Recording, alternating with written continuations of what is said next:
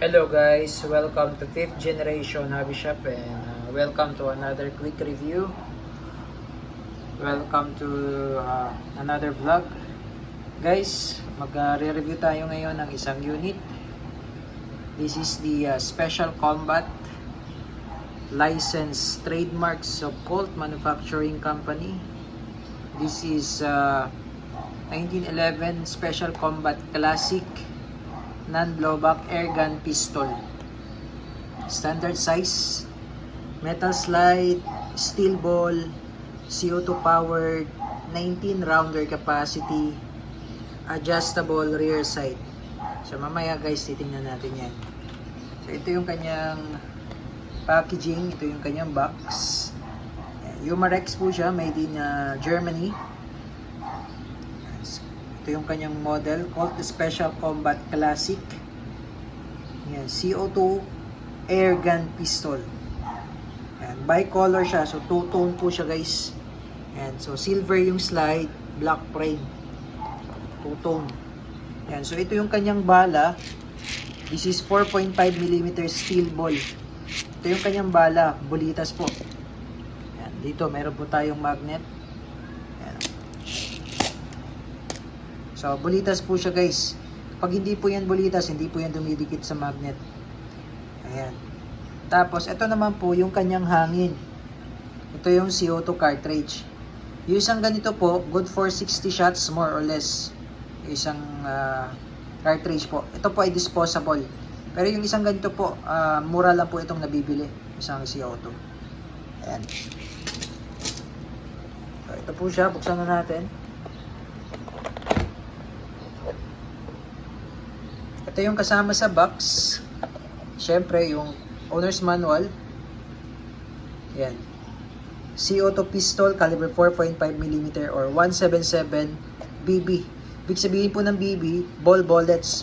Yun po yung pinakita ko sa inyo kanina na bulitas. Yan, yung 4.5mm.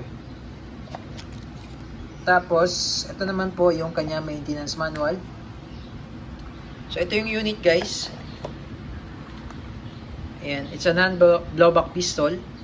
Meron siya ditong Colt with markings. Then yan.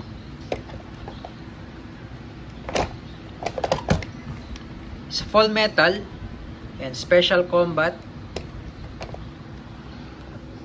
Ayan yung markings niya guys. So, special combat license trademarks of Colts. Serial number, markings ng Colt.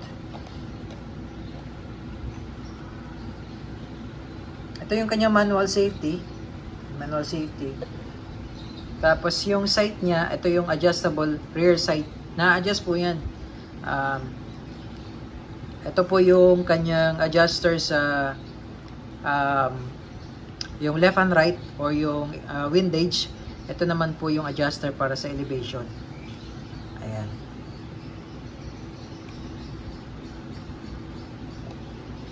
Meron siyang rail para sa accessories. Pwede mo siyang kabitan ng flashlight. Ayan.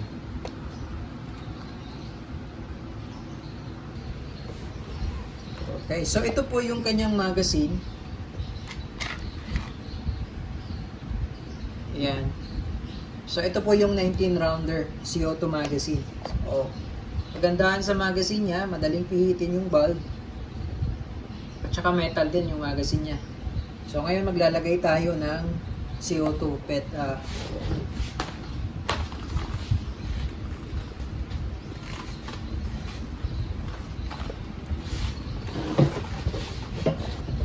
Okay, so balihigpitan ko muna yung valve.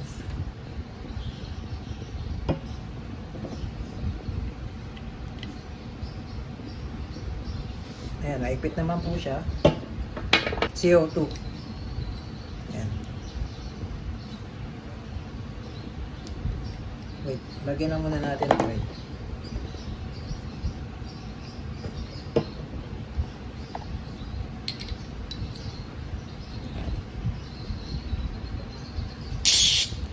So medyo kailangan lang, medyo mabilis lang tayong pumihit. Sa katulad nun, pag medyo hindi nyo pa nahigpitan, pwede siyang sumingaw kasi butas na po yan. So kapag pinihit nyo, kailangan medyo mabilis po.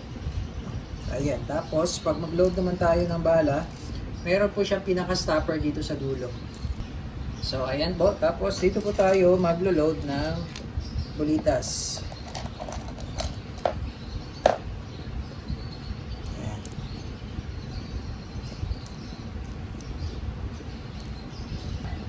Po, tapos, release nyo lang yung spring. So, ayan po. So, bali ito pong pistol na ito ay non-blowback po siya. Pero nakakasa po yan. Pero pag puputok po kayo, hindi po siya gumagalaw. Pag puputok po kayo, hindi po ito nagpi-play kasi non-blowback po siya. Okay? So, testing.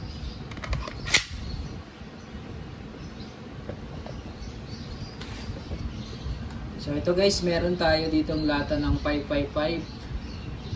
Ito yung magiging target natin. Okay, testing.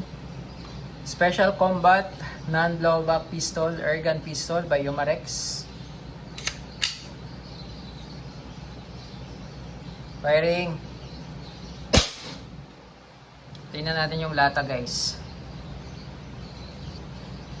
Yan, so makikita natin dito talagang tumagos yung bala. Ayan.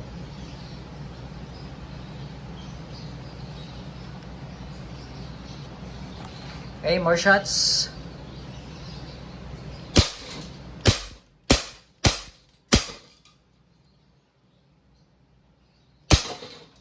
Yan, so kung mapapansin nyo, gumagalaw yung hammer niya pero yung slide hindi po.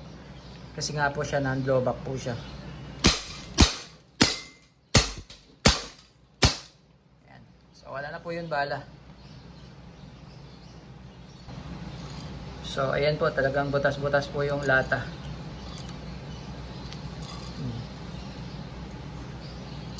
Malakas po siya. So yun naman po, 1911 Special Combat Full Metal Airgun Pistol Non-Blowback by Umarex.